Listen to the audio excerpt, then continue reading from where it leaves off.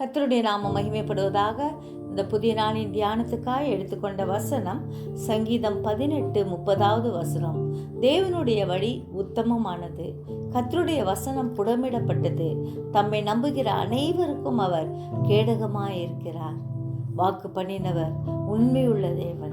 நீதிமானும் உத்தமனுமாய் இருந்த நோவாவை போல உத்தமத்தை காத்துக்கொள்வோம். நீ எனக்கு முன்பாக நடந்து கொண்டு உத்தமனாய் இரு என்று ஆபிரகாமோடே சொன்ன கர்த்தர் நம்மோடும் சொல்லுகிறார். முந்தின நற்குணத்தை பார்க்கிலும் பிந்தின நற்குணம் ரூத்திற்கு உத்தமமாய் இருக்கிறது என்று சாட்சியை போவாஸ் மூலம் பெற்றது போல நாம் ஆண்டவர் நம்முடைய செயல் உத்தமமாய் இருக்கிறது என்று சொல்லும்படியான வாழ்க்கை வாழ்வோம். ஏழை எளியவர்களுக்கு நம்மால் முடிந்த உதவிகளை செய்வோம்.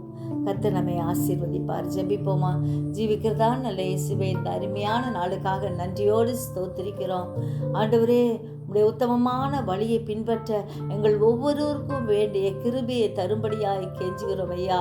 உடைய வசனம் புடமிடப்பட்ட வசனம் என்பதை உணர்ந்தவர்களாய் ஒவ்வொரு நாளும் உடைய வசனத்துக்கு செவி கொடுக்க, உடைய வசனத்தை நம்ப, உமக்காய் வாழ எங்களுக்கு வேண்டிய கிருபையை அதிகமாய் கட்டளையிடும்படியாய் கெஞ்சுகிறோம்.